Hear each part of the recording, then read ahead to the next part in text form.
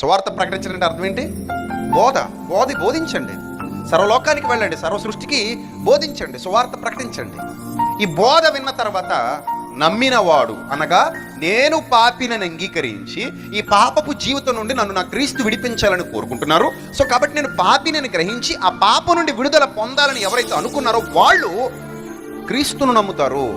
అంటే ఎందుకు ఆయన్నే నమ్మాలంటే ఆయన ద్వారా పాపక్షమాపణ, రక్షణ కలుగుతుందని విశ్వసించి ఆయన్ని నమ్మి బ్యాప్టిజం ద్వారా రక్షణలోనికి వెళ్తారు.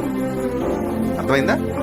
నమ్మని వాడు ఆ పాపములోనే నిలిచి ఉంటాడు గనుక, ఆ పాపములోనే కొనసాగుతుంటాడు గనుక, పాపాన్ని విడిచిపెట్టడు గనుక, మారు మనసు పొందడు గనుక, దైవానుగ్రహం వలన లభించిన పాపక్షమాపణ పొందుకొనడు గనుక నమ్మని వాడికి ఏమవుతుందట? శిక్ష విధింపబడుతుంది. అందులో అంత అర్థం ఉంది. నమ్మడం నమ్మకపోవడం అనే దానిలో అంత అర్థం ఉంది. దాన్ని చాలా క్యాజువల్గా మాట్లాడేస్తున్నారు ఈరోజు చాలా మంది మతోన్మాదులు. చాలా క్యాజువల్గా మాట్లాడుతున్నారు. క్యాజువల్గా అంటే ఎలాగా? మన ఐడియాలజీలోకి తీసుకొస్తున్నారు, దాన్ని మన భావజాలంలోకి తీసుకొస్తున్నారు. మన భావజాలంలోకి తీసుకురాకూడదు, దైవ భావజాలంలోనే దాన్ని అర్థం చేసుకోవాలి. నమ్మి బాప్తిస్మం పొందినవాడు రక్షణ పడినట్టే ఆయన నమ్మేస్తే ఇంకెలాంటి సరే రక్షణ ఇస్తాడంటే, ఆయన నమ్మలని శిక్షించేస్తారంటే, మంచోడైనా సరే ఇలా మాడుతున్నారు. మంచోడిని శిక్షిస్తాను ఎక్కడ చెప్పాడు.